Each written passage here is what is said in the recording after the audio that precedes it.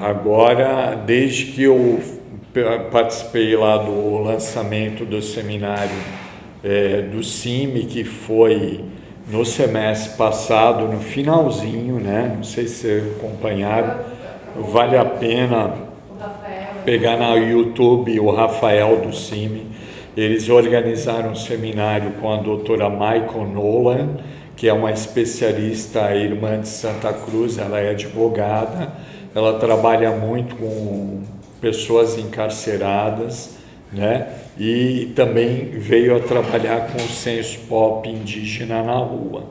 O outro lá é o Dr. Steven, do Ministério Público Federal, esse está com a gente, auxiliando lá, e o Rafael, que eu já falei, o Dr. Marco, que apareceu no dia, ele falou dos consultórios de rua, aí vale a pena, eu diria que o censo deva começar também por aí, não só no CAD, não só nos centros de acolhida da POP Rua, mas também ali nessa questão aí que o Dr. Steven está insistindo. Então, do consultório, que a saúde tem melhores e maiores dados, e tem um grande problema, não sei se vocês sabem, ela é invisível, essa POP indígena na rua.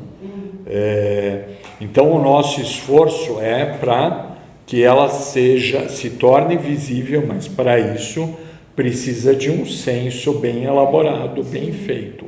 Outros foram feitos já, né? Agora, pela cartilha do CIMI, a gente tem lá 186 pessoas, se não me falha a memória, são indígenas, mas eu diria para vocês que está subestimado, tá? Muito. Tem um problema lá, eles do observatório, eles fazem o censo pop rua, né? Isso. Fazem o censo pop rua geral.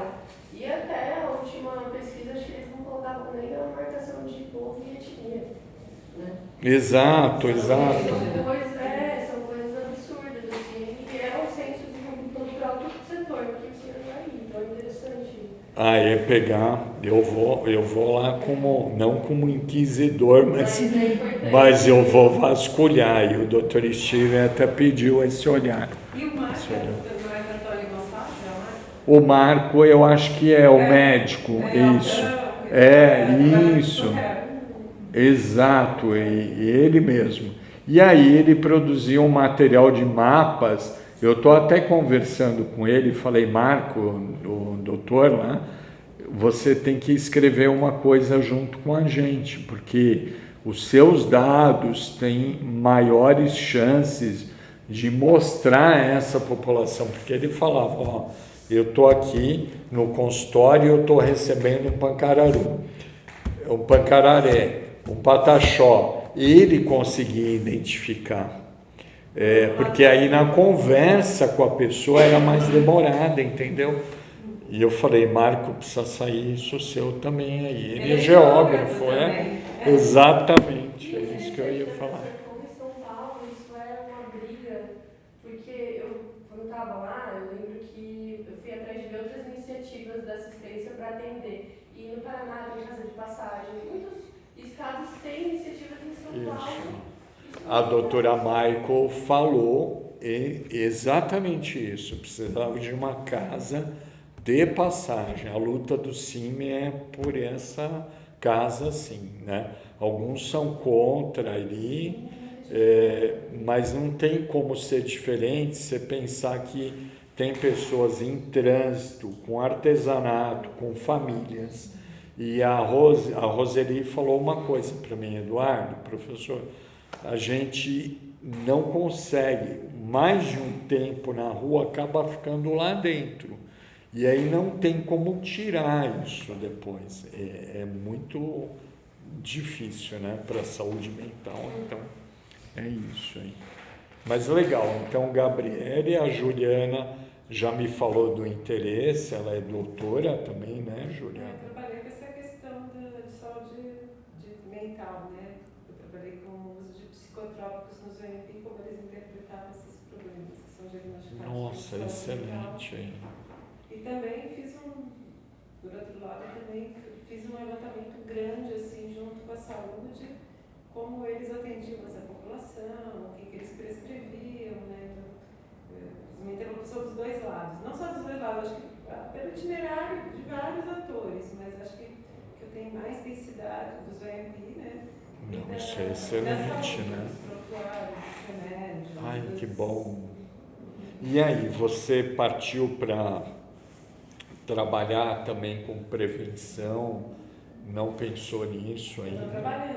Já está trabalhando, tá?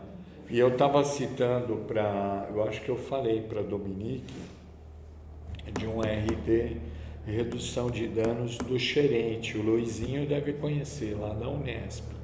Eu peguei um artigo agora há pouco, eu gostei, que faz uma discussão bem legal, fala do protagonismo indígena, das oficinas, entendeu?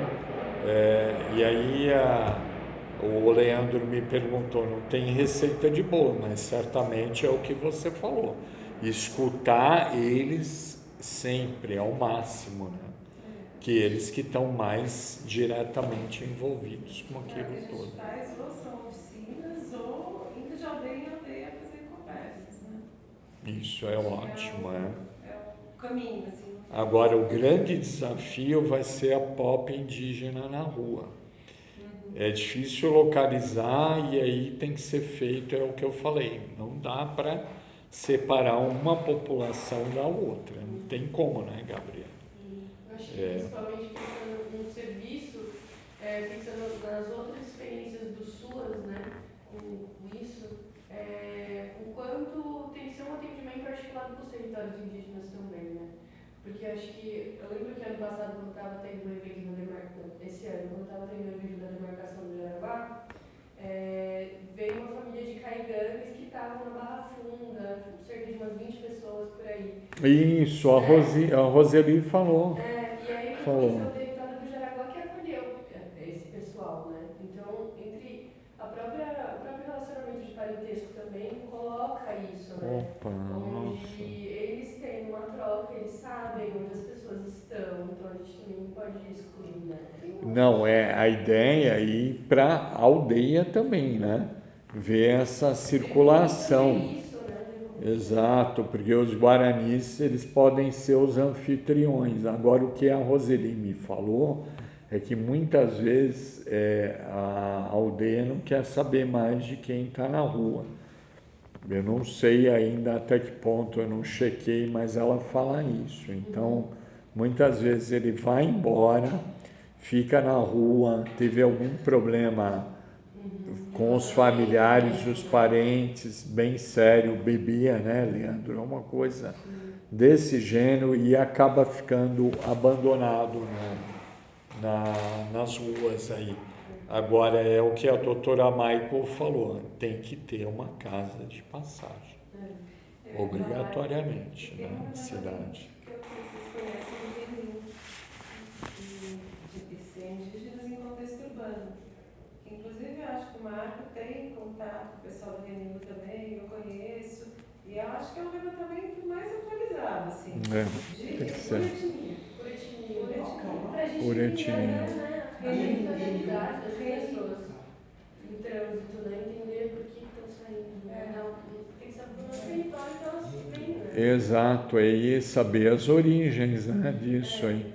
Colocar o álcool como causal só não dá, é isso que eu vou explicar aqui. Exato. Ele não é a peça. Moralmente, para muitos pode ser, né? Mas para eles não. Para eles não é isso aí. Né? Bom, vamos lá, Frank, tudo bem? Podemos?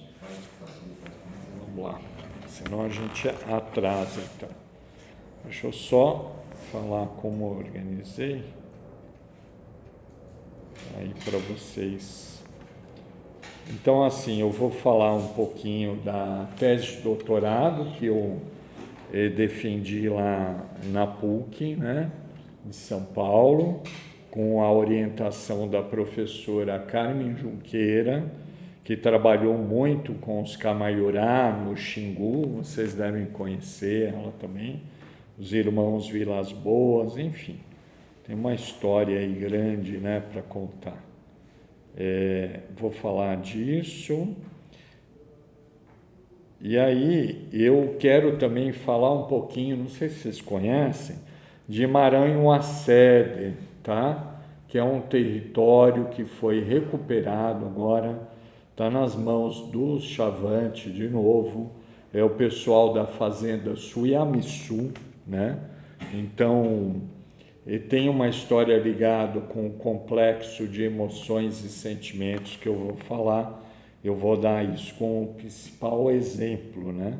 Tá? Tem outros também, mas aí eu deixo o link da tese para vocês.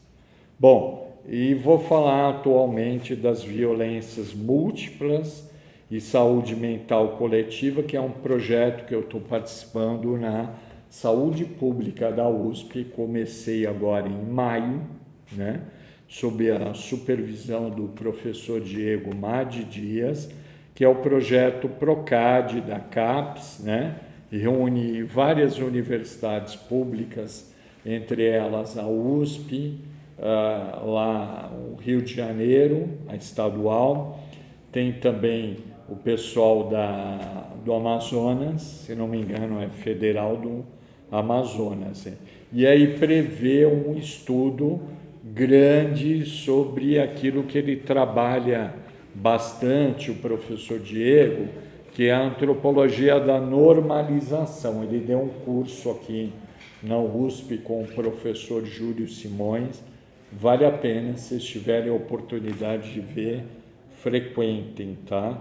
Então aí envolve polícia, opressora, repressora, tem a questão das drogas, claro que é um projeto sobre álcool e drogas, né? E aí ele incluiu comigo a pop indígena, então a gente vai ainda trabalhar, eu tenho 4 anos para isso, eu estou no comecinho, eu vou voltar com o Chavante de novo, né? Da onde é a minha origem, vou também conversar com os Guarani Kaiowá, mas por outro tema que é encarceramento indígena, é um tema do PROCAD, então são vários pesquisadores desde graduação, mestrado, doutorado, pós-doutorado, é um projeto imenso aí e ele conta com recursos da CAPES, né? Então eu estou como bolsista lá da CAPES para fazer essa pesquisa, essa ação, né? Então é uma das partes bem grande o que eu vou falar e já vai se relacionar com o assunto, o tema da minha tese também. Queria falar de redução de danos com vocês. Eu estou entrando em contato com alguns médicos também, pessoas que já trabalharam com isso, mas é o que a Juliana falou, é sempre uma oficina em construção, né?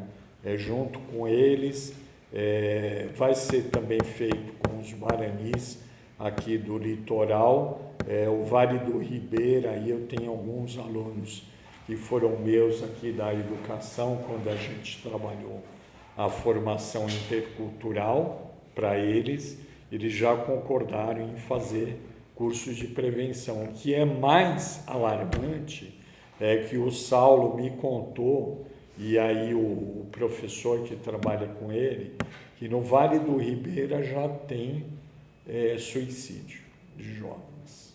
Então, já chegou aqui no estado de São Paulo, por isso que eles estão preocupados, eles demandam cursos também sobre a questão das drogas, né? Claro, o suicídio não é só isso.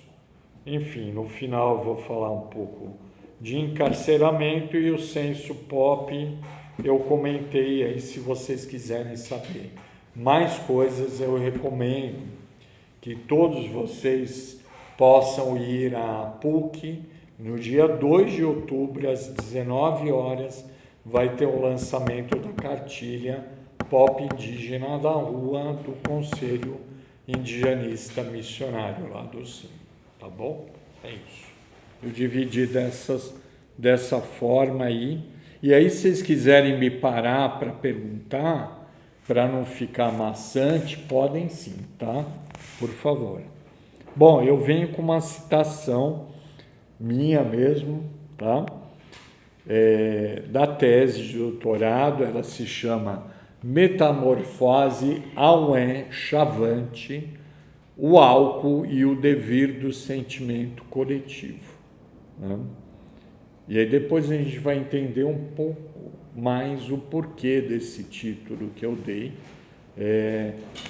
A minha pesquisa foi feita de 2000, até um pouco antes, 2003 até 2011, né?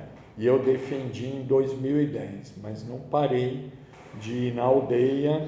E antes de entrar na PUC, eu já fui fazer aquela conversa com o ARA, que é o Conselho dos Homens Maduros da aldeia Chavante, né? Os IPREDO, que tinham que não autorizar ou não, ou dar o consentimento da pesquisa, né? E eles autorizavam, a priori ia também trabalhar com HIV/AIDS, mas depois a Carmen falou, é muita coisa, Eduardo, não vai dar, então a gente vai trabalhar só com álcool, tá de bom tamanho. E aí eu iniciei mesmo campo em 2005 e fui até 2010. Bom, o trecho é o seguinte: o álcool interfere na bioquímica corporal, mas não determina a ação social do sujeito. A memória impregnada de cultura, o ethos auen e o livre-arbítrio, além das relações entre velhas e novas gerações, juntamente com o ambiente da aldeia e o mundo urbano, entre outras vivências históricas e biográficas, vão interferir no equilíbrio emocional do ser e na forma e conteúdo dos seus sentimentos. Ao embriagar-se, o sujeito se desprende momentaneamente do seu corpo, tá? Altera a sua percepção, o seu quadro emocional e a formação de novas memórias. Deixa de sentir como antes sentia sem o uso do álcool. Dilui-se no indivíduo a essência de sua formação corpóreo-mental coletiva. A comunidade de substância fica, então, mais distante. Mais que isso,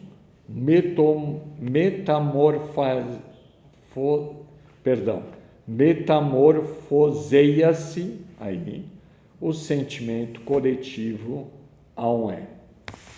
O Mabel Lewis, só um comentário, quando ele escreve O Selvagem e o Inocente, que é um livro paralelo à pesquisa da Sociedade Chavante, ele vai dizer que o lugar das emoções ternas do Chavante está onde? No abdômen, né? Não sei se vocês já repararam, a pintura corporal Chavante, masculina e também feminina, ela vai fazer um retângulo no abdômen, né? É ali onde está um sentimento, né? Quando o Chavante fala que ele está sentindo mal, ele está com dor de barriga, não quer dizer só uma dor de barriga. Ele está falando de um sentimento que o liga aos parentes e à aldeia inteira.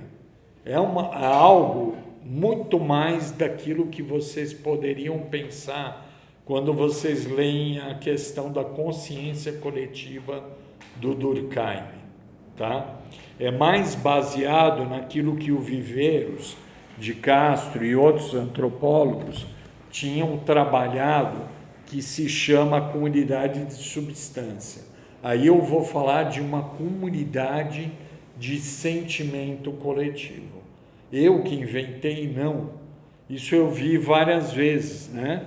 quando eu conversava com alguém que voltava da roça, e aí ela estava com uma bruta dor de cabeça.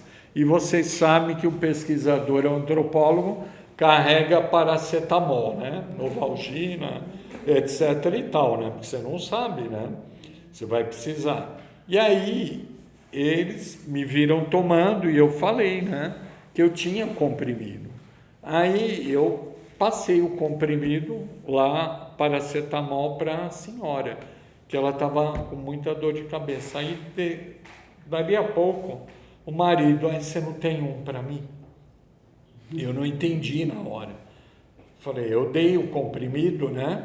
E ele falou, não é. Depois eles explicaram, quando alguém está sentindo uma dor, a gente também sente, né? Aí eu percebi um fio, uma ligação entre eles ali, que até então, se eu não tivesse naquele momento da pesquisa, eu não perceberia. Então, é por isso. Aí a gente vai entender um pouco mais. E falando uma coisa que eu já falei hoje de manhã, né? A Juliana escutou. Para mim, a antropologia, igual para Maria Lúcia Montes, antiga professora aqui do Departamento de Antropologia da FEFELESH, ela falava o seguinte, Eduardo, antropologia não existe se não for interdisciplinar. Para mim, senão ela morre. Então, eu acreditei muito nisso e a minha tese é baseada nos saberes também biomédicos, mas não só querendo biologizar a cultura, de maneira alguma fiz isso, mas eu tenho que reconhecer que o álcool é uma substância química, assim como a água, né, também é, e ela interfere nas células, não só do corpo, como do cérebro. E aí tem vários autores que já pesquisaram isso, né, do campo lá das drogas, da Unifesp, que eu usei também para falar sobre isso. Uma delas era a Formigoni, a Maria Lúcia Formigoni, que ela falou que o álcool interfere mesmo na questão da memória da pessoa. Fala, Gabriela. Maria Lúcia Formigoni, da Unifesp. Você falou sobre interdisciplinariedade. Daqui, a Maria Lúcia Montes. Ela dava aula em ciência política quando eu entrei, depois ela passou para antropologia. Acho que a Juliana teve aula com ela. Excelente professora, deixa saudades. Bom, com esse trecho eu quero dizer o quê? Que não mais a antropologia e nem as ciências da saúde podem isolar suas investigações uma da outra, quando os corpos e sujeitos que sentem pedem um diálogo, interlocução profunda entre elas, ou entre outras diferentes ciências e pensamentos. No dizer da Maria Lúcia, antropólogo, ele tem que ser interdisciplinar para, então, sobreviver no mundo atual. Eu diria que isso até hoje, tá? Eu não vejo, pelo menos essa é a minha visão. Esse foi o meu caminho de várias entradas e trilhas interligadas por um imenso território científico e cosmológico. Quando realizei minhas pesquisas de campo, desde 91, então eu estou contando o mestrado que eu fiz aqui, né? Junto ao povo Chavante, e até hoje meu pós-doutorado na saúde pública. O meu aprendizado com os anciões do conselho, de homens maduros, que eles chamam de Wara, né? Sobre a ave e fauna do Cerrado, lá no mestrado, na década de 90, foi um esforço entre os saberes indígenas, a ornitologia da biologia e a própria antropologia. Aulas de um conhecimento mais do que estritamente biológico ou etnoecológico, como era usual dizer à época, né? Eram nomes, classificações, significações simbólicas construídas no pensamento, e aí que está, pelos sentimentos do Chavante. Quando eu apresentava o canto das aves, que eu consegui lá com o ornitólogo, o Jaque Veliá, da Unicamp, né? Um tremendo ornitólogo, um dos mais habilidosos que eu conheço, ele tinha um laboratório em que ele tinha a gravação de uma série de espécies, há milhares. E eu levei comigo, ele me cedeu, e aí a gente sentava, eu e o mais velho, e a gente escutava. Acontece que eles davam o nome, falavam onde morava, o que comia, a ave, enfim, uma série de coisas, né? Então, e eu levava a prancha das aves desenhada, o que a Silvia Caiubi falou que era muito bom, porque aí mostravam os detalhes da ave. Eu não tinha internet na época, para vocês terem uma ideia. Então a gente não podia levar, o máximo uma foto, outra, mas a foto não pegava detalhe. E aí quando ele escutava, principalmente o canto, ele ficava com saudades de um tempo ou outro, né? Ele voltava a memória dele para aquela época. Olha a pista aqui já. Então o Lévi-Strauss, ele acentua muito no pensamento selvagem o uso da razão, né? Ele tem uma formação em filosofia, claro, teve, excelente, e depois virou um antropólogo e veio aqui, é um dos fundadores do curso da USP. Mas assim, você vai reparar que tem um problema ali, uma falha, algo que falta. Como é que ele vai trabalhar com emoção e sentimento?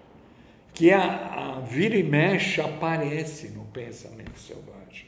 Aí ele fala, ele não sabe explicar por que o homem olha para o golfinho, o dolphin, né? E sente um amor, sente um entrosamento, uma coisa diferente de qualquer outra espécie. Então o Lévi-Strauss ele não consegue explicar isso. Na realidade, quem faz isso é o Spinoza, né? Na filosofia, quando ele trabalha razão, emoção e sentimento. Então, está aí algo que a gente aqui da antropologia precisa também aprender mais. Sem psicologizar nada, não é isso que eu estou falando. Mas é dar o devido espaço que essas coisas deveriam ter e com a razão tomando conta, eu penso que essas outras áreas ficaram de lado, a não ser em alguém, né? Agora me falha a memória, mas tem um autor que trabalha com a antropologia das emoções, né? Isso é uma coisa mais recente, mas enfim, né? Então aí eu estava do lado, aí veio o mito do gavião real. O gavião real é a arpia, né? Vocês conhecem, é uma das maiores aves de rapina da América do Sul, né? E ele é muito temido pelo Chavante, entra no mito como aquele que deu origem às aves. Então, eles caçaram ele, para resumir a história, e aí tiraram as penas, abanaram, e daquelas penas se formaram todas as aves conhecidas hoje do Cerrado, né? Isso que o mais velho, o vovô, me explicou lá. Então ele falava com emoção, com poesia, com sentimento, tudo muito vivo, né, Juliana? Como as meninas de manhã, a Baré, a Eli Baré e a Carla Dessana falaram hoje na sexta do mês para a gente, né? Vale a pena de vocês depois pegarem o vídeo e escutarem. Então é uma coisa de experiência, vivência, mas não tem só a razão. Quem filtra a razão maior somos nós aqui, né? Nós queremos dar algo racional. Valia a pena? Claro, né? Falavam que eles não tinham ciência, então o Lévi-Strauss fez o papel dele. Ele falou que tinha uma ciência do concreto, era real. Eu verifiquei isso. É absurdo, é matemático o pensamento. Eles classificam 237 espécies com nomes diferentes em 16, 17 famílias, né? E isso necessita o quê? Cálculo, visão, percepção e tudo muito ligado à cosmologia deles, claro, né? Se isso não estivesse ali, a gente estranharia, tá? Bom, os corpos Chavante eram e são experimentados dentro das terras, águas, fogos, ventos, plantas, pedras, insetos, cobras, aves, onças, antas, entre outros animais do cerrado, chamados e conceitualizados dentro de uma específica cosmologia. Acabei de falar. O aprender a aprender sobre o cerrado, formado pelo pensamento, corpo, sentimento, se dá por meio dos sentidos da percepção indígena, filtrada sempre por uma gramática cultural. É uma cognição que não faz separação cartesiana, né? Isso me dá até arrepio aqui, mas torna o mundo exterior e maior e o interior inseparáveis nas práticas cotidianas e rituais entre o Chavante e o Uró, que é o mundo para eles, né? Uró é o ambiente do cerrado, com tudo que ele tem dentro, tá? Quando você pergunta, Heroede, você está bem? Quer dizer, e o seu mundo está bom? Né? A gente não tem essa percepção, mas assim, que mundo? Mundo em que você está dentro, aquele mundo está bom? Ele pode chamar assim, Robzeti, eu estou triste, esse mundo meu está triste, né?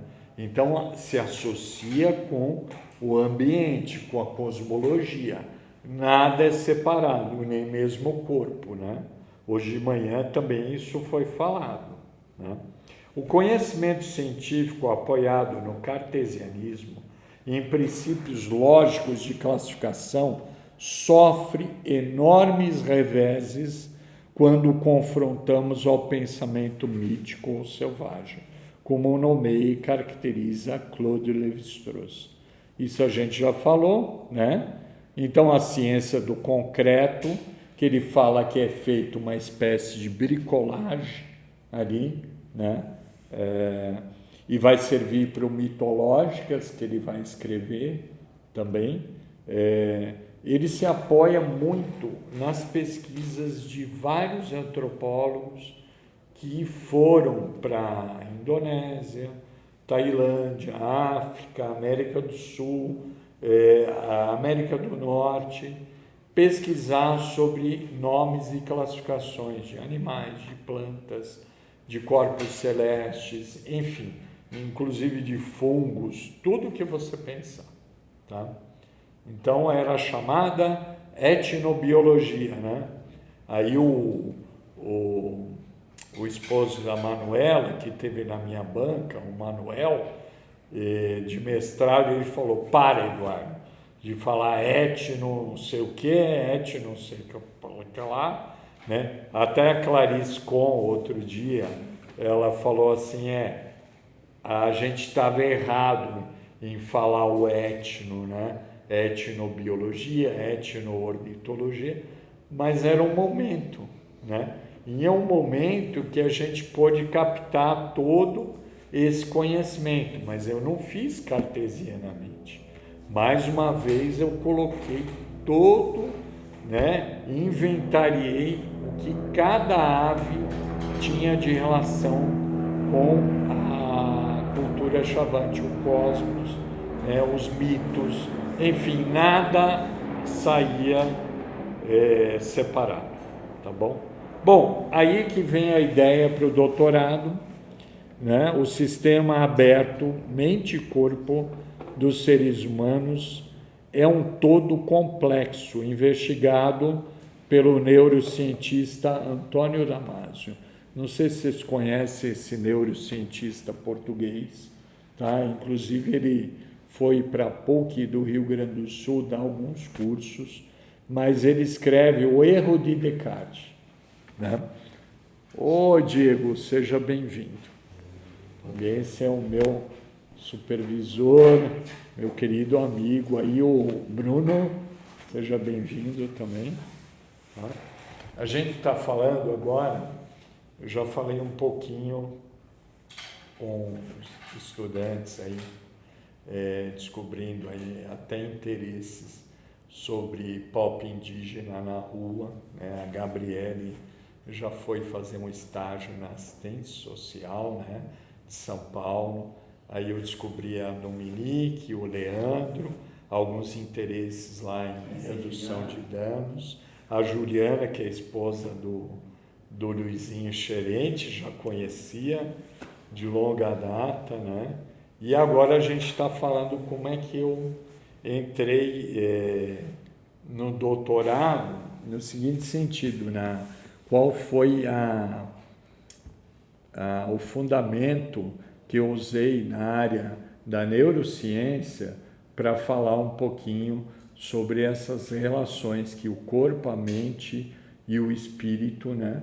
Se você pensar na espiritualidade ou a cosmologia indígena, tem, né? E agora eu estava mencionando o Damasio, que ele escreveu O Erro de Descartes, né? Nesse livro ele critica muito o cartesianismo, porque ele tem experiências de laboratório feitas com pessoas que perderam a sensibilidade no lóbulo frontal do cérebro, né? Tem um caso clássico de uma barra de ferro que um construtor, um operário de ferrovias, ele teve uma barra atravessada de fora a fora no crânio e ele continuava ainda a estar vivo, a falar, mas depois que foi retirado aquilo, ele perdia a sensibilidade na questão emocional e sentimental. Então o Damasio vai trabalhar aquilo e até algumas pessoas criticam, falando quem é ele para falar que o Descartes errou, né? No discurso sobre o método, todos os ganhos que nós tivemos com o método cartesiano. Enfim, a ideia era juntar áreas, né? A saúde com a antropologia.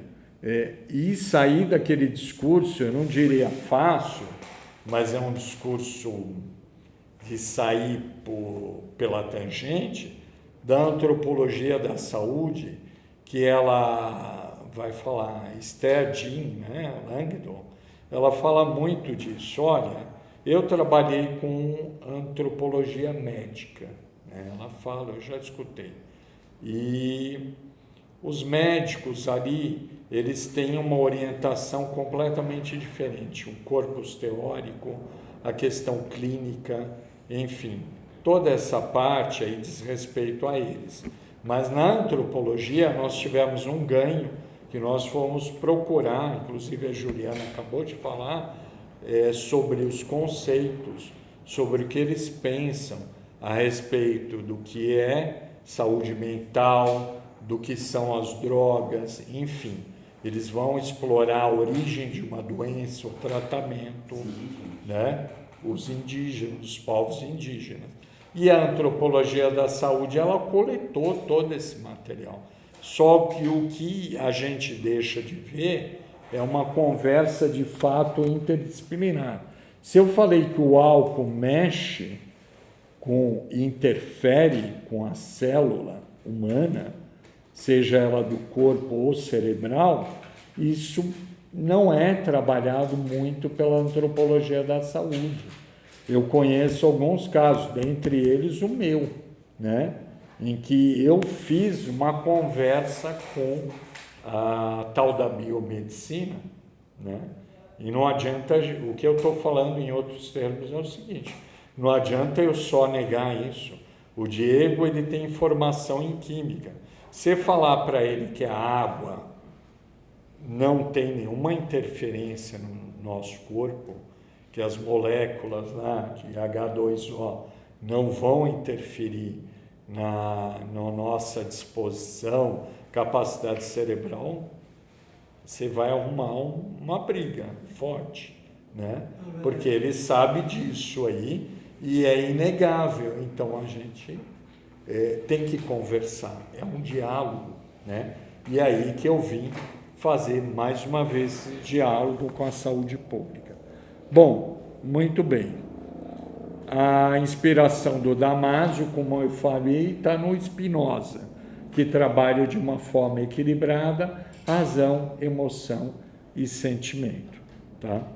Valeria a pena, se vocês quiserem ali depois pesquisar um pouco, tem 4 livros dele, inclusive há um livro que ele fala dessas ligações com a filosofia da neurociência. Vale muito a pena. Bom, tem um exemplo que eu queria usar para já tocar nesse ponto da questão emocional sentimental, se vocês quiserem, do consciente, inconsciente, enfim, o nome que vocês quiserem dar, mas incluindo o cérebro e a mente, tá?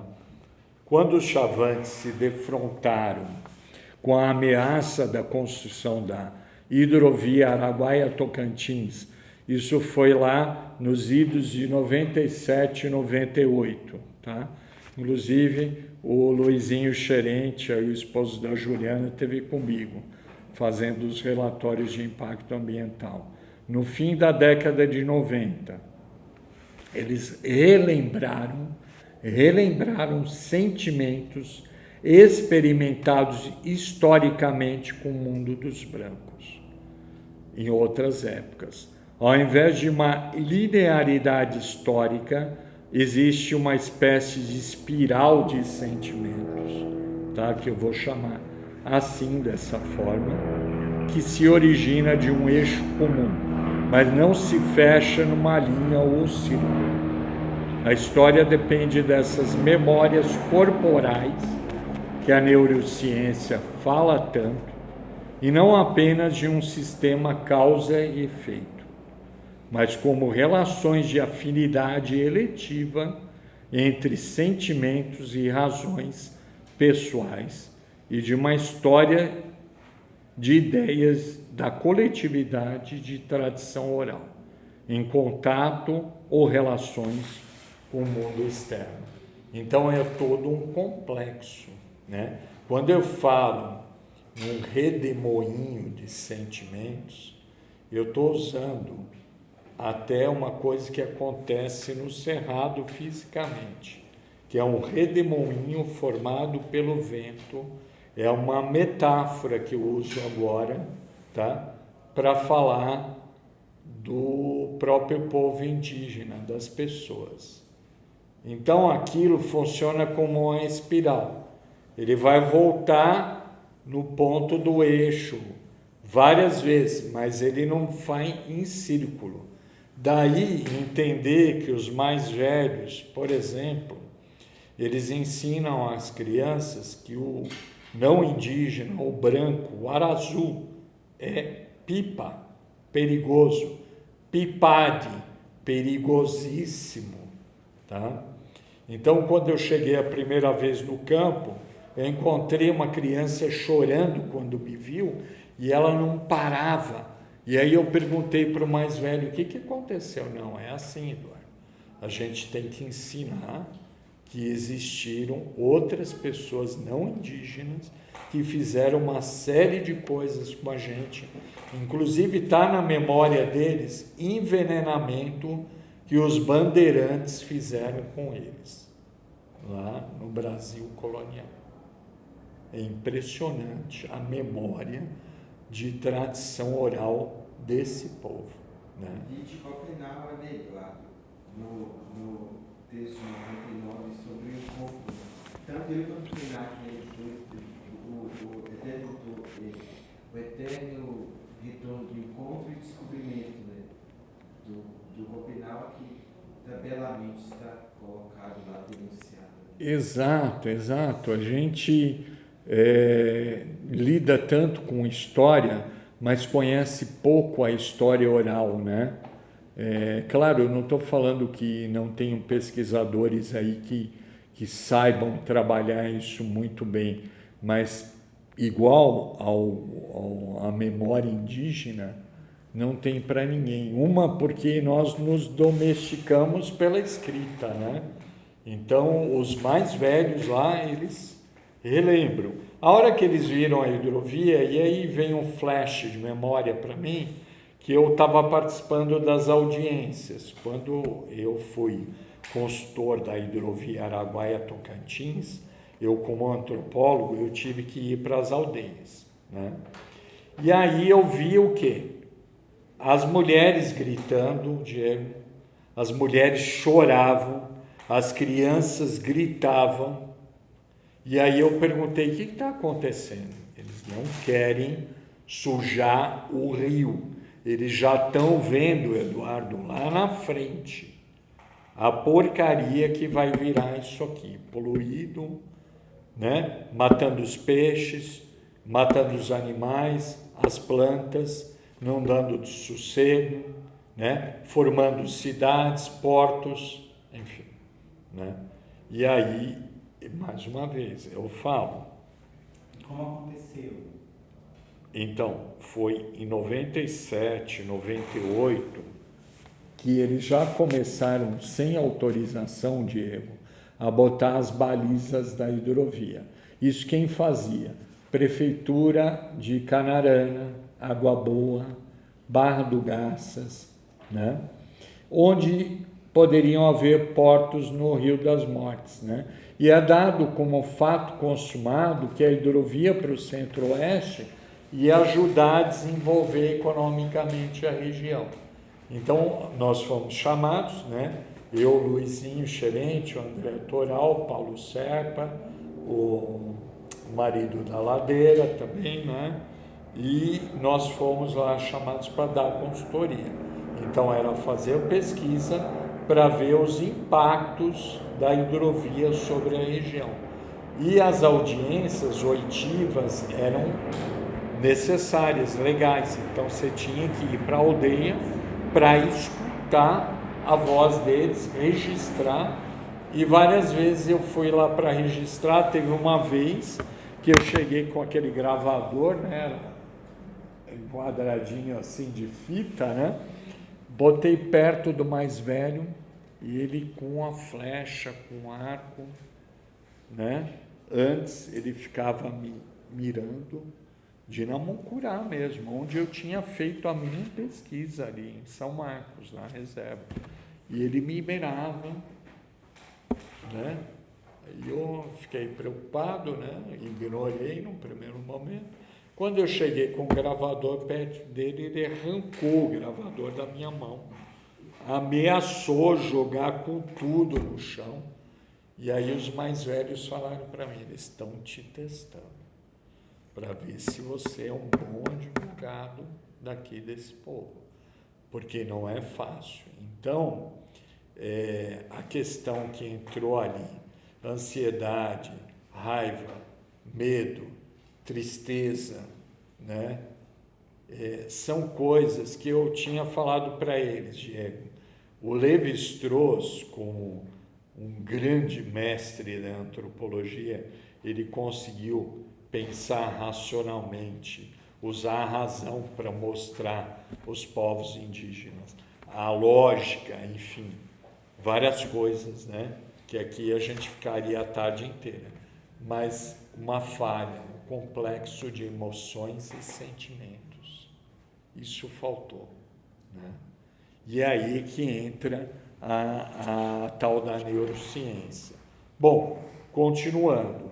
Essa história, então, da hidrovia, ela, pelo menos em certo momento, ela termina bem, porque o Instituto Socioambiental entra com uma ação contra o governo federal, né, que dava aquilo como fato consumado, né?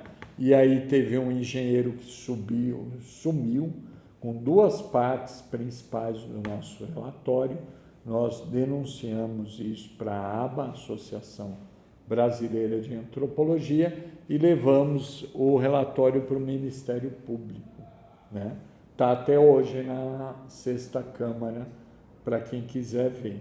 Enfim, o ISA conseguiu uma liminar para barrar a hidrovia, né? E, aliás, eu diria para vocês, a gente que estudou aquilo não daria certo, não é um método para economizar.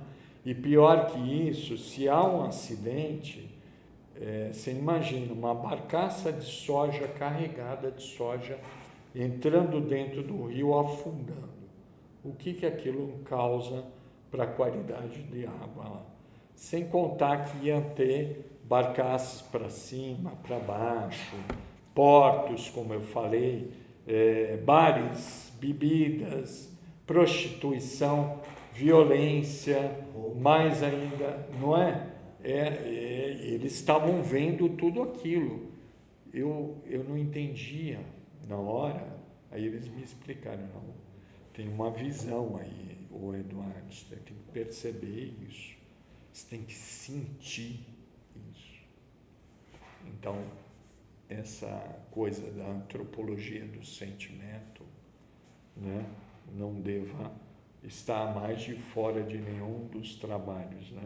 E eu digo sempre a mesma coisa, quem se alcooliza são as pessoas mais sensíveis, sempre, né? Elas têm uma sensibilidade sempre maior, né? E o cuidado necessário entre eles mesmo, e o cuidado que a gente tem que ter na área de saúde, eu diria que a maior tá?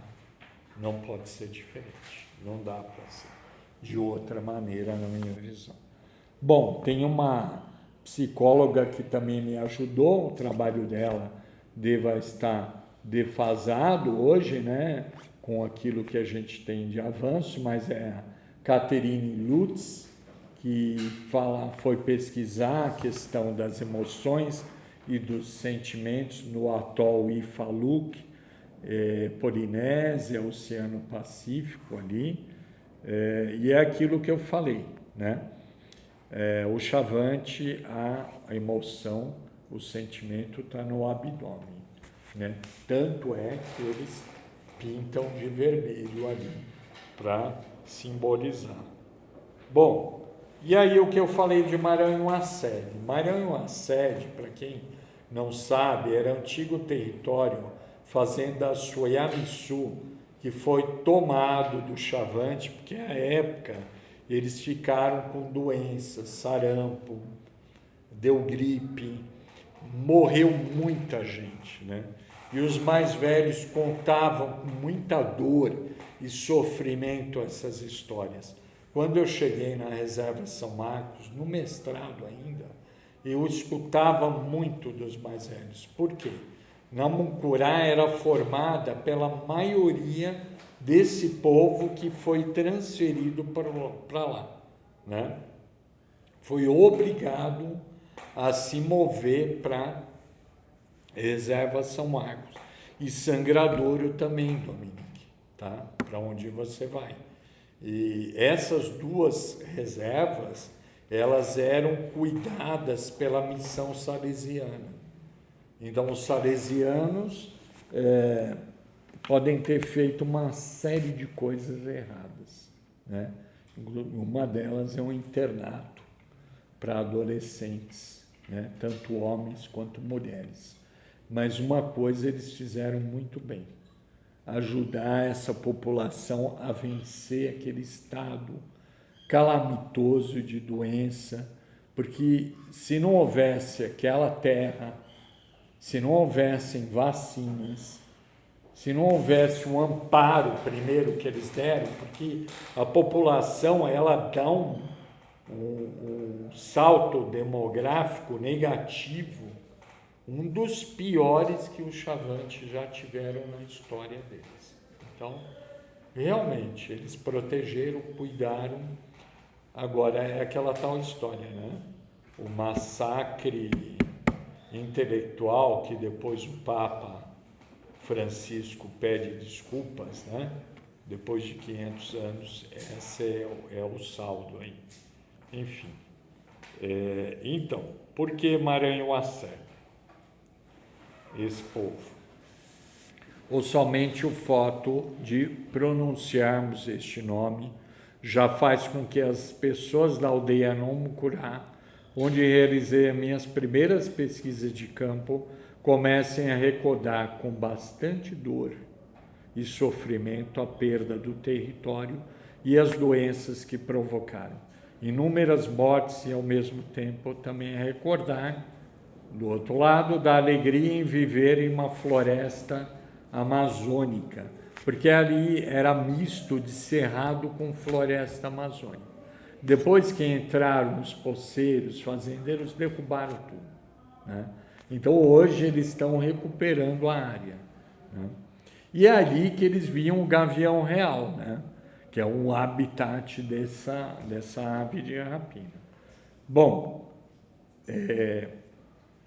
as emoções, os sentimentos filtrados pela própria cultura respondem ao meio ambiente habitado pelos próprios indígenas, o cerrado, o verdadeiro oikos chavante, a casa maior de seus corpos, um corpus extenso, o lugar para a busca do equilíbrio sempre provisório, a completude do próprio ser, da pessoa e suas comunicações sociais e culturais com os outros, sejam humanos ou animais, mas ao mesmo tempo percebe que a história de Maranhão-Assé ou qualquer outro território ou aldeia é hoje parte integrante de um cosmos que atravessou as fronteiras do Cerrado, quando o Chavante dava a mão simbolicamente para os primeiros não indígenas que lá ingressaram. Tem uma foto, né?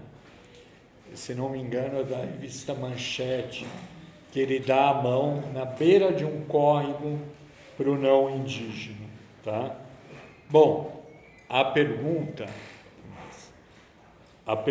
que fica é a seguinte: por que o beber desestruturado chavante? Por que eu chamo desestruturado? Porque não pertencia à cultura deles. Bebida fermentada eles também não tinham. Então é a bebida destilada que eu estou falando. O beber desestruturado chavante de bebidas industrializadas interfere diretamente no sistema de comunicação e memória dos sentidos corporais, das emoções e sentimentos do povo chavante. Aí eu agradeço ao Diego por ter me colocado em contato com o Bateson de novo, né? Isso tem a ver muito com aquilo que ele fala de comunicação, né? Entre pessoas, não só, e eu ampliaria, claro, entre os próprios seres do Cerrado, porque, afinal de contas, o corpo é um corpo extenso, né? Primeiro, a fabricação do corpo chavante, realizada pelas gerações mais velhas, que se estabeleceram no Mato Grosso, nunca teve qualquer bebida fermentada em seus rituais de iniciação. Somente raízes sagradas do Cerrado. Essas raízes existem até hoje, são utilizadas pelos donos de animais, tá? E elas são alucinógenas. Mas, ultimamente, tem vindo um garrafãozinho de cachaça que é colocado no chão em pleno ritual Waiá, que é um dos maiores rituais do povo chavante. Porque aí tem algumas pistas, né? É interessante de ver, depois a gente vai falar um pouco mais disso, já entrando no meu projeto atual, que a alimentação chavante hoje, ela tem outros elementos. Então, bolachas, biscoitos, açúcar, farinha, óleo, sal, refrigerantes E uma das fotos que você vai ver constante, quando tem uma festa de iniciação, um ritual de iniciação masculina, os padrinhos ganham presentes. Então, as mulheres fazem bolo de arroz, bolo de milho. E é ali junto que eles põem tudo no chão, né? Eles estão assando bolo, né? Com aquele forno de terra. Eles põem os refrigerantes ao lado, né? Pacote de açúcar, farinha, e aí a gente estranha, né? Por quê? Porque são presentes, verdadeiras iguarias, né? Eu não sei se vocês lembram, pelo menos quem vai pesquisar, faz uma pesquisa de campo, a criança, ela te vê, a primeira coisa que ela pergunta, bolacha, chocolate, né? Vê se o antropólogo, o pesquisador está carregando na mala alguma coisa. De fato a gente leva, né? E aí vai o meia-culpa, né? Que é a pior comida que a gente usa aqui, que a gente vai levar para eles lá. Aliás, é um problema, né? O Júlio, o Diego que sabe mais aí que eu, que ele é da área de nutrição há bastante tempo, mas... Teve aquele documentário, né, do Brasil de fato, né, alertando sobre justamente como que o consumo de doces chavantes aumentou os casos de diabetes, né? Sim, é isso que o Diego comentou comigo, inclusive com amputação de membros, né? Então tem a insulina, diabetes tipo 1 e a 2, né? As duas estão. Eu mesmo vi em Pimentel Barbosa, Dominique, o cacique indo tomar insulina que estava guardada na geladeira. É uma rotina diária, a picada lá tem que ser feita aí, né? Então o doutor João Paulo Botelho já via isso lá atrás, né? O Vieira, né? O João Paulo Vieira, João Paulo Botelho Vieira. É um velhinho já, médico já. Também, né? No caso que ele lá de cima. E ele falava, Diego, de predisposição genética, mas a gente sabe que muito mais é essa opressão que eles sofrem, degradação ambiental, invasão, a questão da dor, do sofrimento, a tristeza, curada,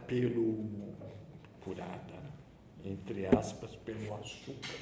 Então é 4 colheres de sopa no café para o açúcar, de açúcar, você toma mais açúcar que café. Eu estava na aldeia, só um parênteses, e aí eles comem, nessa refeição, comem mais. E quando tem comida, aproveitam para comer bastante, né? E aí eu estava lá e eles me serviram um mingau de mandioca, eu nunca tinha comido aquilo. Aí eu percebi imediatamente o açúcar. Comi, porque a gente aqui está mais acostumado com açúcar, né? Mas aí eu percebi, olha como está incorporado. Fora isso, o arroz, né? Que adotaram mesmo a agricultura mecanizada da FUNAI, década de 70, conseguiu transformar o arroz, tem até verbo para isso. Você pergunta para uma pessoa, você comeu? Aí ela vai falar, tô em saipá, minha barriga está cheia de arroz. E eu passei 2 semanas ali na pesquisa, eu não tinha mais o que comer, comendo só arroz. Eles pararam de consumir tartaruga?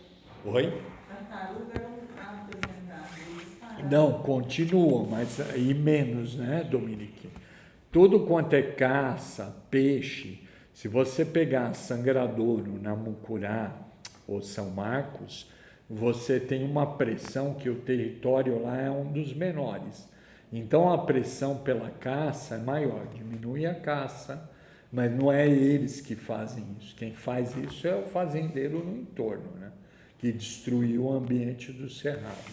Então, para falar, ligando com álcool, a gente percebe o porquê da garrafa de cachaça estar ali no aiá. Então, eles foram incorporando refrigerante, essas iguarias. E o álcool é bem mais fácil, está pronto, pode ser comprado na cidade, acabou, né? Então, um dos maiores vilões, se você pensar na questão das drogas, é o álcool hoje, para o povo indígena e, se não me engano, para o povo que está na rua, em situação de rua também, aqui em São Paulo. Tá? Bom, vamos lá em frente para dar tempo. Então, Maranhão, a sede, é aquela tal história. Os mais velhos começaram a beber para tentar esquecer literalmente a dor e o sofrimento. Então é o que a gente estava debatendo, né, Juliana? O problema não é o álcool e nem ele é a solução, claro, mas foi o que tinham à mão para amortecer, para esquecer literalmente o que a professora Formigoni da Unifesp fala. Ele vai comprometer a memória recente. E aí a gente estava falando de memória de tradição oral. Você imagina, se você compromete a memória, o que você está fazendo com o sentimento coletivo? Né? Não são todos, professor, tudo bem. Mas quem está no ritual está usando. Os jovens estão usando. Os velhos criticam os jovens por usar. Mas eles falam, e se eu beber socialmente? Né? Os gerentes falam isso hoje. Se eu beber socialmente, tem algum problema? Então, vocês não querem que eu beba aqui, na aldeia, eu vou beber lá na rua, lá na cidade.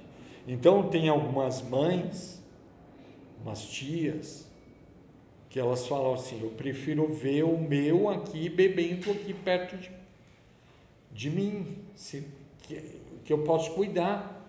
Lá na rua eu não posso cuidar, eu não sei o que vai acontecer com ele, mas aí já é uma visão de redução de danos, né? Não é o proibicionismo, não é a perseguição a quem usa a droga, né? Não é controle moral também. Claro, de certo, tem isso muito dentro da igreja, né? Precisava ter um meio termo, né? Claro, tem gente que vai para uma religião aqui, falando no meio urbano principalmente, mas também tem nos povos indígenas, que larga completamente o uso do álcool. Outros que entram no Alcoólicos Anônimos também fazem isso. São experiências bem-sucedidas, apesar da piada, né? Alguns fazem, troca uma droga pela outra. Eu não sei o que dizer, né? Mas pelo menos conseguiu. Depende da pessoa. Então, a gente não vai julgar. Você conseguiu, beleza, ótimo, vai em frente. Se é por redução de danos, ótimo também, né? A ideia é que você esteja se cuidando e que alguém possa também cuidar de você, né? Que a pessoa que ela está entrando nesse universo, depois ela perde a noção, a percepção vai diminuindo, a questão da memória, enfim, né? É isso aí. Bom, a propensão genética que eu tinha falado ao diabetes, né? Ela existe. O Dr. João Paulo viu isso. Além do diabetes, que é crônico degenerativo, a obesidade, o sobrepeso, né, acompanham toda essa história, e aquilo que não parou ainda, infecções respiratórias agudas, né? Tradicionalmente, as crianças morriam por essa questão. E agora a gente tem a soma da questão do diabetes, agravado, claro, pelo uso do álcool, do açúcar, de outras drogas aí, né? Eu gostei da frase, Diego, que um amigo meu usou há pouco aí, falando do Polanyi, Cal Polanyi, que fala da economia, né? Um grande autor que se debruça sobre a economia. E a gente vai falar do capitalismo, né? Então, o ambiente do Cerrado, predado pelo moinho satânico do capitalismo, né? É uma das imagens que é uma coisa de moer mesmo, né? É aquilo que o Darcy Ribeiro falava que é um moinho de gastar gente, né, no nosso país aí. E aí você olhando para isso, vai mexer com a emoção, sentimento, é claro, não é só com a razão, né? E a razão e a emoção e o sentimento, essa tríade, eles vão ser resilientes, eles vão lutar, eles vão fazer a marcha lá em Brasília, né, contra marco temporal. Eu nunca vi povo mais politizado do que eles na minha vida. Nós não conseguimos isso aqui, né? Mas eles sempre, talvez por essa coisa do redemoinho de sentimentos que eles têm, eles não deixam a memória falhar, né? Por isso que a questão do álcool, que compromete isso, não só ele, mas outras drogas, e aí depende do Estado, né? Por isso que eu falei, relações de afinidade eletiva, é aquilo que o Weber fala, entre o capitalismo e a questão do protestantismo, né? Quando ele fala isso, que causa o quê? Não é o que causa o quê, são relações dadas numa determinada circunstância que ora tão favoráveis ou não a que você tome a decisão por tomar ou não uma bebida ou continuar nisso, né? E aí precisa certamente de ajuda, não tem como. Bom, mortalidade infantil, falei para vocês, né? É uma das maiores, se não me engano, 3 vezes a da população brasileira. O Chavante tem. Até hoje, morre muita criança, né?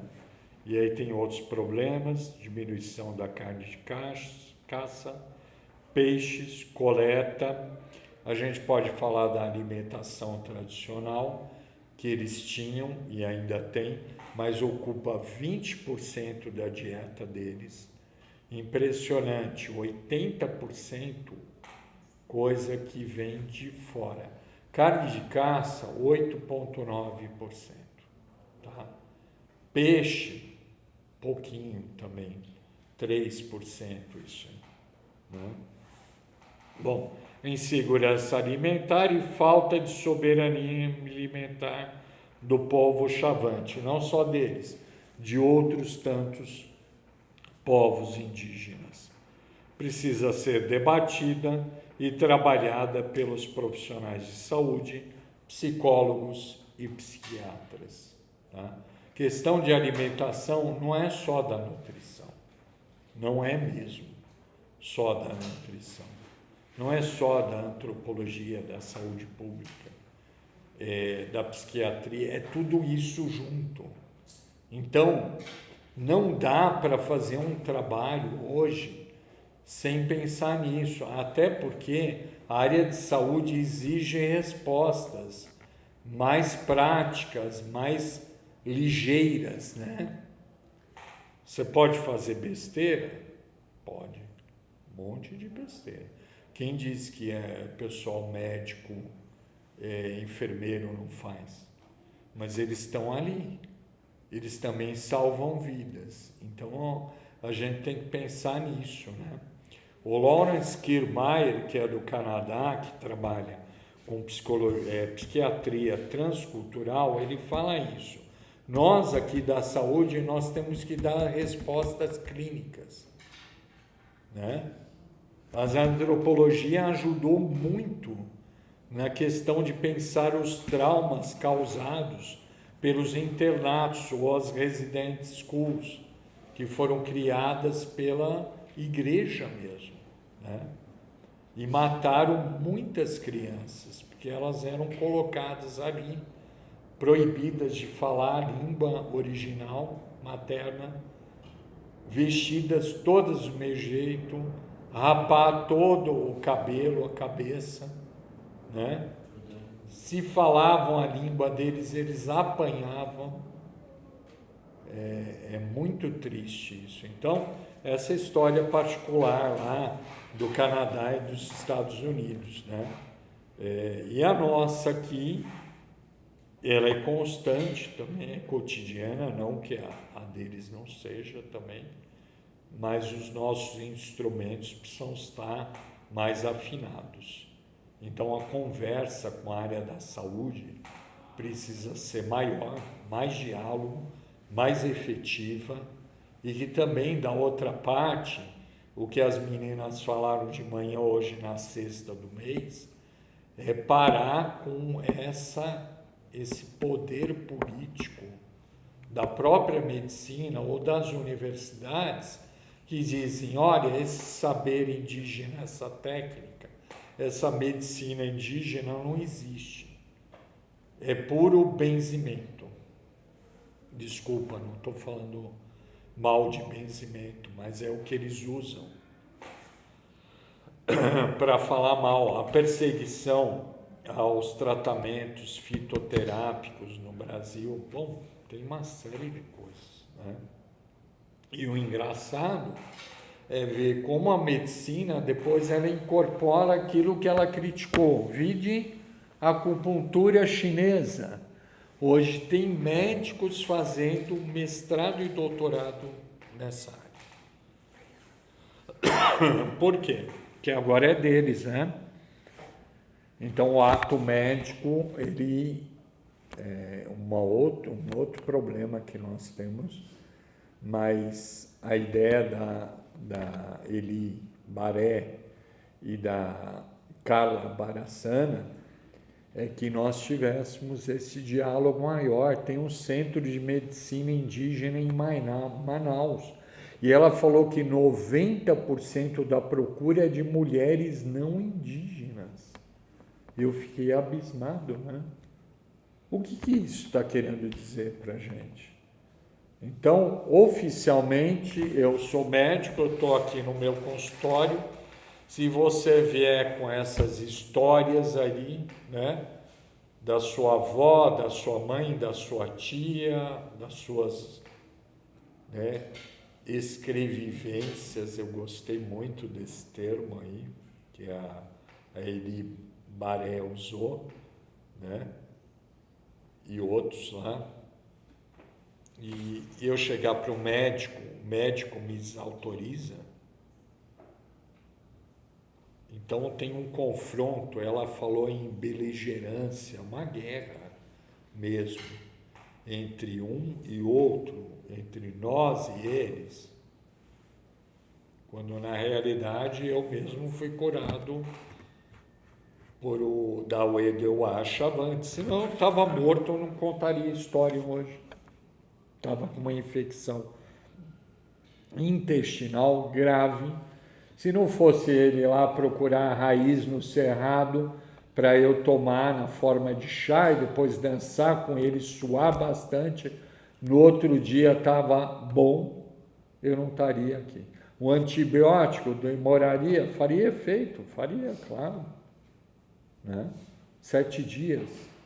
E eu tinha como chegar no posto de saúde? Não, nem no hospital. Foi com o que tinha, mas o que tinha era muito bom, muito poderoso, um remédio muito eficaz, e além de tudo, ele também era um terapeuta, porque ele pediu lá para entrar lá na casa dele, deitar na cama de bambu, e ele foi colocando os órgãos do abdômen para dentro. Ele falou que era uma massagem terapêutica chavante que ele aprendeu com os avós. E isso tudo desprezado, desconsiderado, e a gente não lembra dessas coisas. Fala, Gabriela. Uma dúvida, você contando essa história, eu fiquei pensando muito quando a gente vai no território, eles falam muito de doença do índio e doença do branco, né? E pensando assim, no território do senhor, né, de pesquisa, existiam práticas de redução de danos pela própria comunidade? Porque em São Paulo, a gente tem né, algumas práticas que eles estão fazendo de retomada das medicinas até de outros povos indígenas, né, para tratamento como uma forma de redução de danos. A exemplo do uso do ayahuasca entre os Guarani, lá em Parelheiros, né, para largar o álcool, né, também, eu escutei. Tem, aí, Gabriele, é triste pensar no título, né, tentar redução de danos, eu diria para você, sem enxergar mais amplo, você pensar no complexo de emoções e sentimentos, sempre vai ter.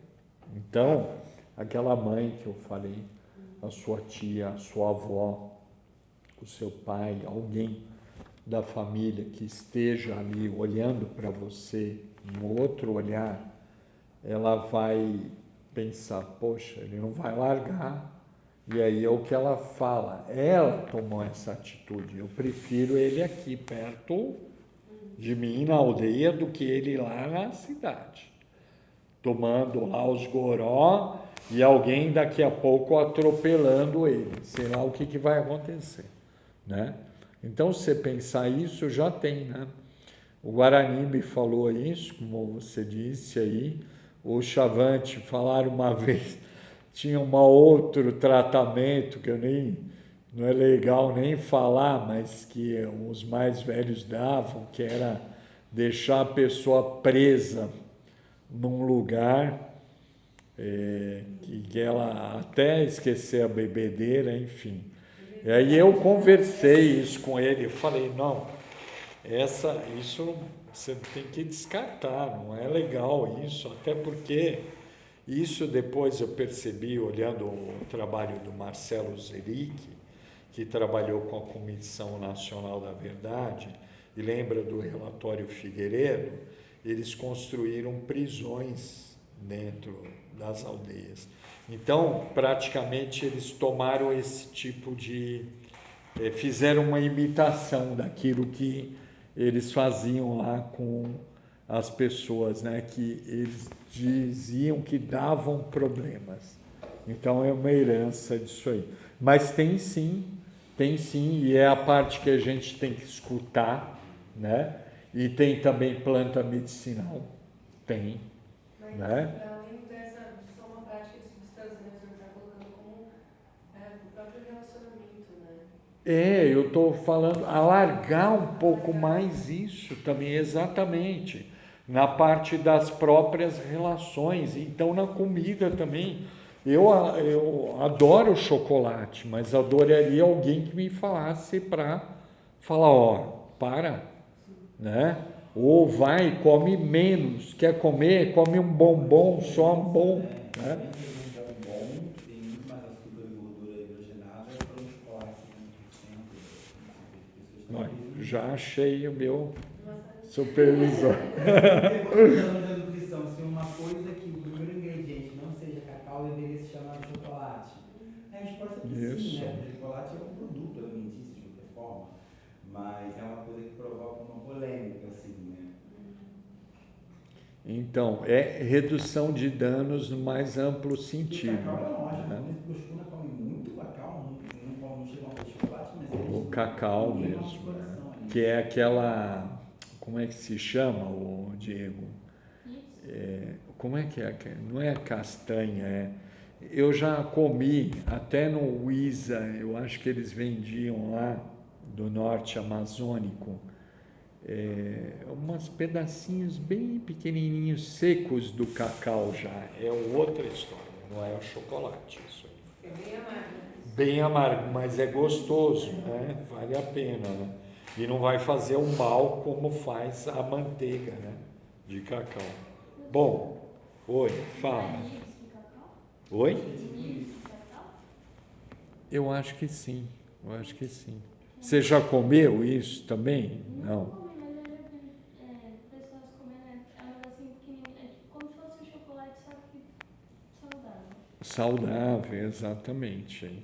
Bom, então, assim, eu agora queria entrar, eu espero que vocês tenham compreendido essa parte da tese, eu vou deixar o link, o nome é Metamorfose ao Chavante, o álcool e o devir do sentimento coletivo. Mas se vocês puserem Metamorfose Chavante, Eduardo Carrara, põe ali, vocês já vão encontrar o repositório da PUC e tem a entrada certinho, tá? Bom, agora a atualização disso tudo. Então, como eu falei para vocês, em maio eu comecei então a ser o bolsista do PROCAD, do CAPES, a convite do professor Diego, que está aqui, tá? Que está supervisionando, é um grande projeto, ele sabe muito melhor do que eu do que se trata, ele é um dos artífices, né, o mais importante, né, e ele é o coordenador da USP do PROCAD CAPES. Então, a gente está lidando muito, vou dizer, o grosso da história é violências múltiplas, além da questão das drogas, contra povos indígenas, contra os negros, contra a população que está na rua, inclusive é indígena, né? E o professor Diego, ele tem um saber fazer dentro da antropologia da normalização, que eu falei para vocês, que ele deu um curso aqui, pelo menos que eu fiz agora no primeiro semestre, eu fiquei impressionado, né? Então, é uma leitura profunda dos mecanismos estatais e não estatais, né? De repressão, opressão, de aprisionamento de corpos, de seres, de vontades, de estados mentais, né? Que eu nunca tinha me dado conta com essa magnitude, né? Que ele é capaz de olhar, né? Então ele tem um olhar macro, e aí ele pediu para que eu trabalhasse com pop indígena na rua. Além disso, a questão que eu falei para vocês do censo, né, que nós estamos vendo, inclusive tem uma visita que eu até falei para a Gabriele, que o Dr. Steven vai fazer para a SMADS, onde ela fez estágio, para a gente saber como é que está sendo cadastrada a POP Rua em geral, tá? Porque não tem como separar uma da outra, e nem a gente quer isso, né? Então, isso o professor Diego está orientando a gente aí também. Vamos ter o lançamento da cartilha do censo agora pela PUC, também dia 2, no mesmo dia que eu te mandei ali, que o CIMI fez. Enfim, o PROCAD necessita então olhar sobre saúde mental indígena da minha parte. Por isso, eu fui chamado, né?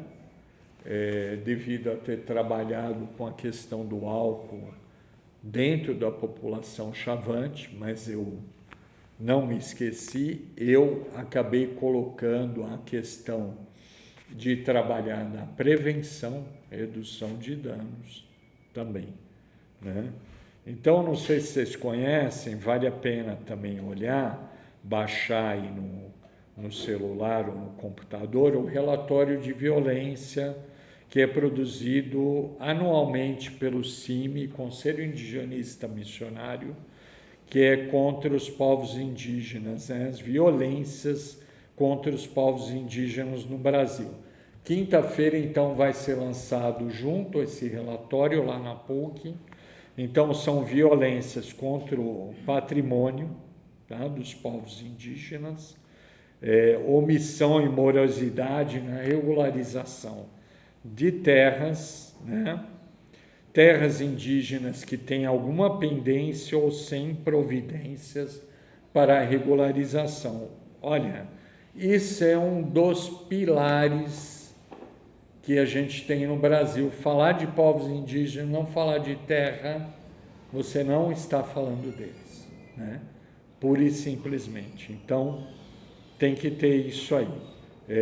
Totalizou, então, o relatório 857 casos de conflitos relativos a direitos territoriais, 154 registros em 114 terras indígenas em 19 estados, e invasões possessórias. Bom, o que vocês estão acostumados a ver mais é Mato Grosso do Sul. Agora há pouco teve outra retomada de território, porque os guaranis, eu acho que nem eu nem vocês aceitaríamos calados aquilo que foi tomado da gente no sentido de uma terra. Então eles voltam a retomar. Vai dar disputa, tem assassinato, tem, inclusive com a presença da Força Nacional, né? E até vou dizer mais, envolvimento de coordenadores dessa Força Nacional, com a conivência da polícia do Mato Grosso do Sul, né? O advogado, antropólogo Eloy Amado Terena, que também palestrou aqui no Sexta, né? Vale a pena de assistir esse momento. Ele fala desses constantes conflitos, né? Que quando ele chegou no Ministério dos Povos Indígenas, estava até muito pior, né? Mas eles não pararam, né? Bom, fora isso das terras, abuso de poder, ameaça de morte, ameaças várias, assassinatos, homicídio culposo, lesões corporais, racismo e discriminação étnico-cultural, tá? Não para, tentativa de assassinato, violência sexual. Isso está na lista. Eu vou falar, tem que ter estômago, cabeça para ler esse relatório. Não é fácil, né? É uma coisa bem complexa. Agora, arrumar encaminhamentos, soluções para isso, pior ainda, né? Agora, eu penso que como eles estão mais na gestão pública, olhando de mais perto isso aí, ficou um pouco melhor, né? Mas aí a gente não sabe se tem uma troca de governo, e aí é o grande medo que a gente tem, já experienciou isso lá atrás, né? Então eu nem vou falar, repetir aí. Bom, os maiores problemas estão ali, Nhanderu, Marangatu, Panambi, Lagoa Rica, em Mato Grosso do Sul, Tecorá, Guaçu, Guavira, no Paraná, né? Então, Guarani, Kaiowá, onde tem maior número de suicídios também. Agora, recém-lançado pelo Leandro Macena, Lucas Macena, eu até achei que era Guarani, né? Porque esse nome era de um aluno, Toninho Macena, que era aluno nosso aqui na USP, mas não é. É um historiador que era de São Paulo, foi para o Mato Grosso do Sul, está lá na biblioteca Kurt Nuendaju, vocês todos podem acessar, tem o PDF lá completo. Ele lida com poesia transcriativa. porque ele faz uma crítica severa à saúde pública, saúde coletiva, à antropologia, ao jornalismo, que tentaram encontrar as causas do suicídio, mas... Oi?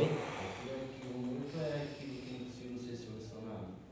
Tem gente que tem homicídio, está no arquivo morto, né? Porque a pessoa... Ah, sim, no Bruno, na questão do homicídio é o que você falou.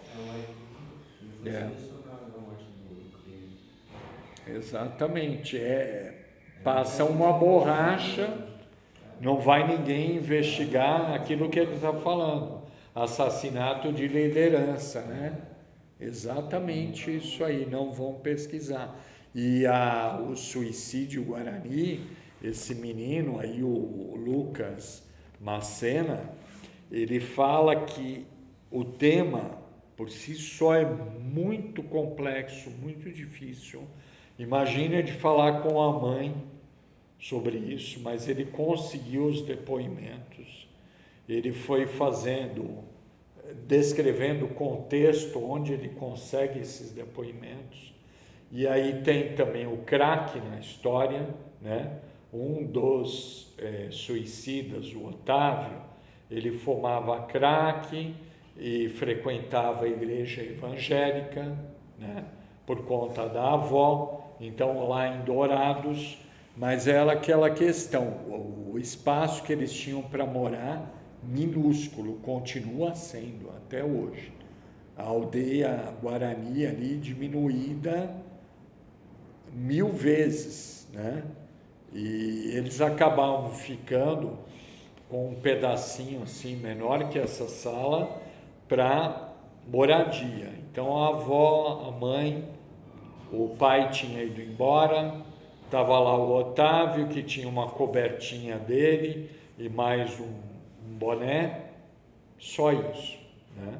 E ele usava o crack, porque devido às condições, né, de degradação ambiental, da opressão que eles sofrem lá, vale a pena de ver o trabalho da Maria de Lourdes Bel de Alcântara, que trabalhou, é uma antropóloga aqui da USP, que trabalhou com Guarani e Kaiowá, é antigo o trabalho, ela publicou, era do núcleo de geografia daqui, né? A Bel era a filha do dono da Bell, aquele celular de tijolo antigo, tá? Bell Company, né? E ele também, o dono da nave Bell, que queria navegar a hidrovia Araguaia-Tocantins. E ela virou antropóloga, a filha dele. E ela faz uma descrição pormenorizada da situação histórica que viviam os Guarani e Kaiowá na época da pesquisa. Bom, ela fala do álcool também, e o Lucas agora estava falando do crack, que eu desconhecia na região, mas que está lá também presente.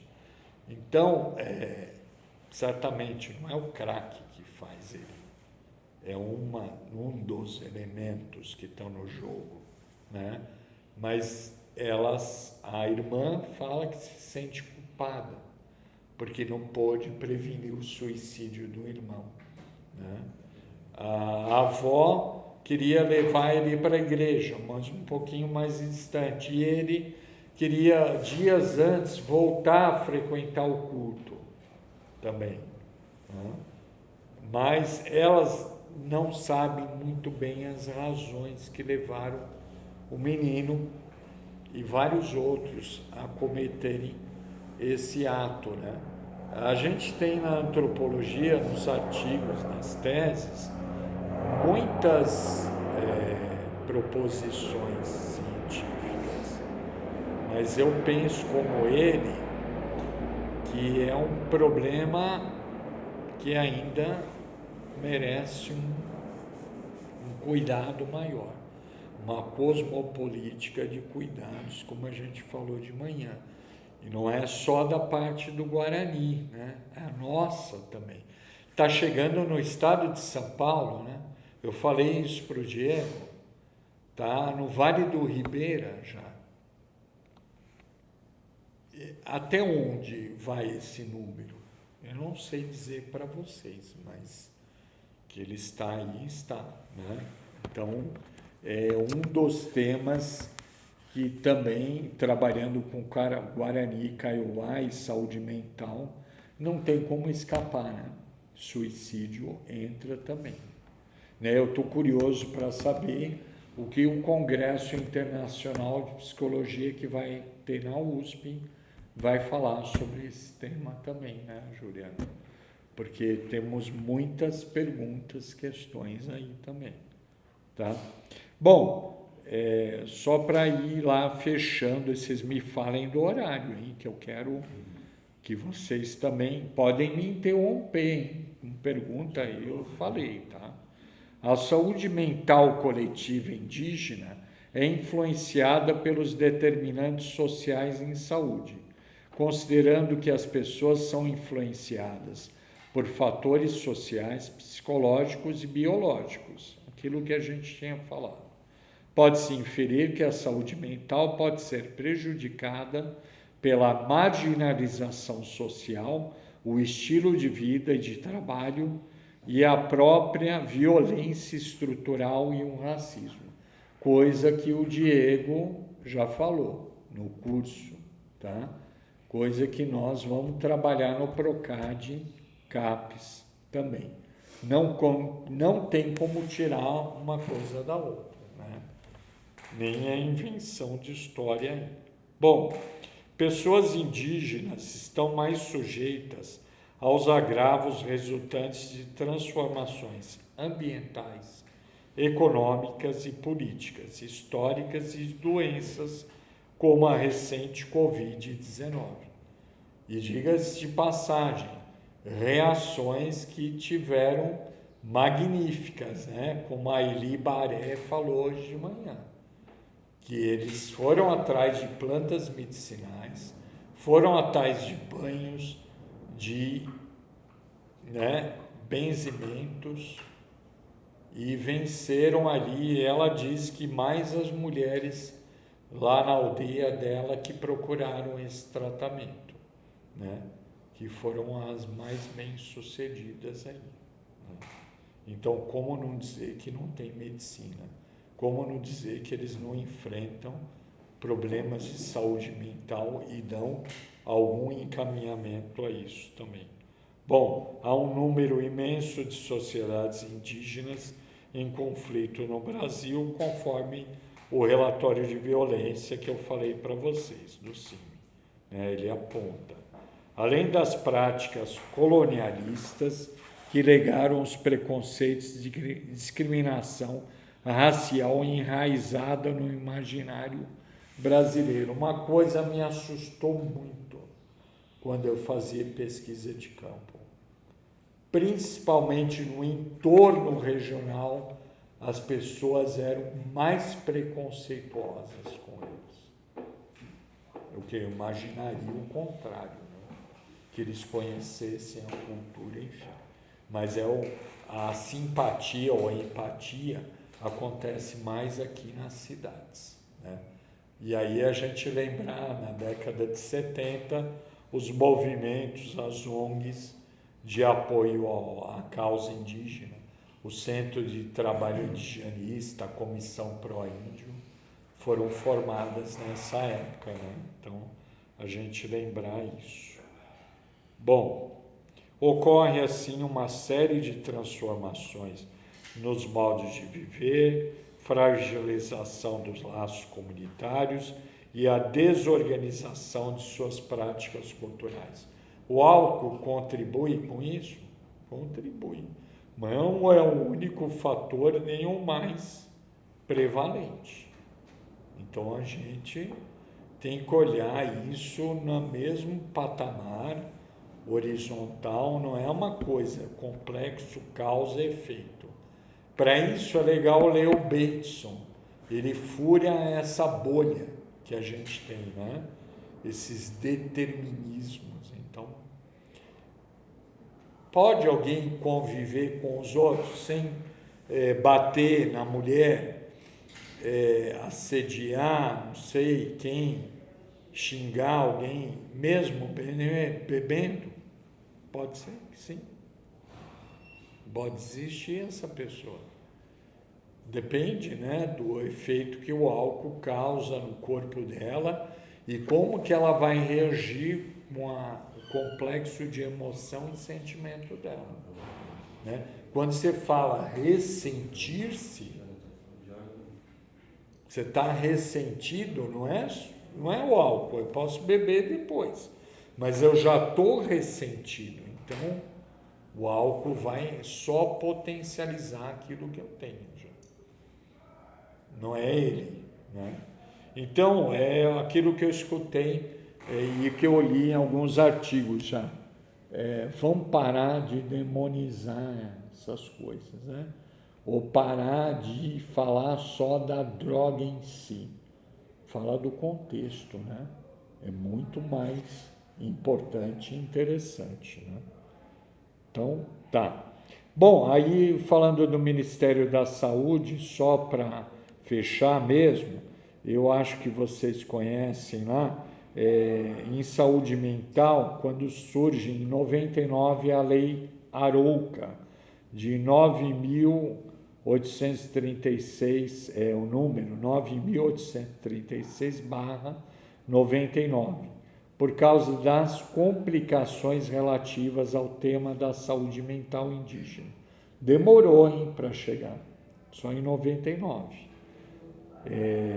E aí, a portaria 2759/2007, né, que veio regulamentar essa questão, né, da saúde mental indígena no Brasil. Ela incorpora as diretrizes da Política Nacional de Atenção Integral à Saúde Mental Indígena.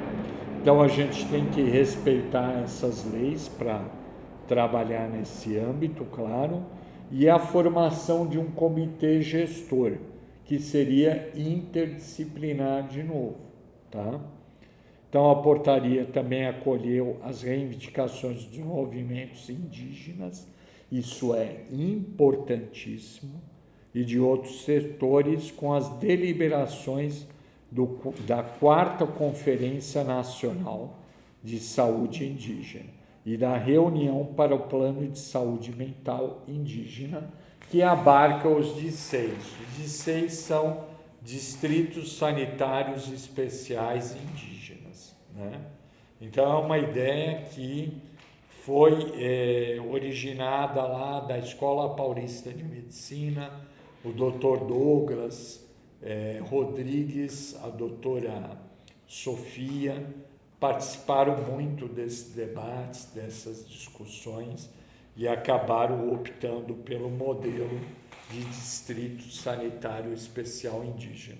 Ele cuida regionalmente, então você vai fazer um RD, redução de danos, na área Chavante, você vai ter que conversar com o DICEI Chavante, tá? Você vai fazer no Xingu, você vai falar com o DICEI Xingu, que é onde está a Escola Paulista de Medicina. No caso aqui do Sudeste, DICEI Guarani, né? E aí por aí afora, DICEI Caingangue, lá no Sul, vai assim nessa toada, tá? Incorporou também a Carta de Saúde Mental Indígena e a Declaração de Caracas, né? A gente vê que eles não só são vulneráveis, mas são vulnerabilizados. Então, alguém que bebe é xingado, é estigmatizado, a pessoa tem preconceito, né? Eles estavam reclamando, os gerentes, Juliana, que eles não podiam ir em bar beber uma cerveja, porque diziam lá, de acordo com o Estatuto do Índio, que não, nessa questão não vale mais, né? Que não se pode vender bebida alcoólica para uma pessoa.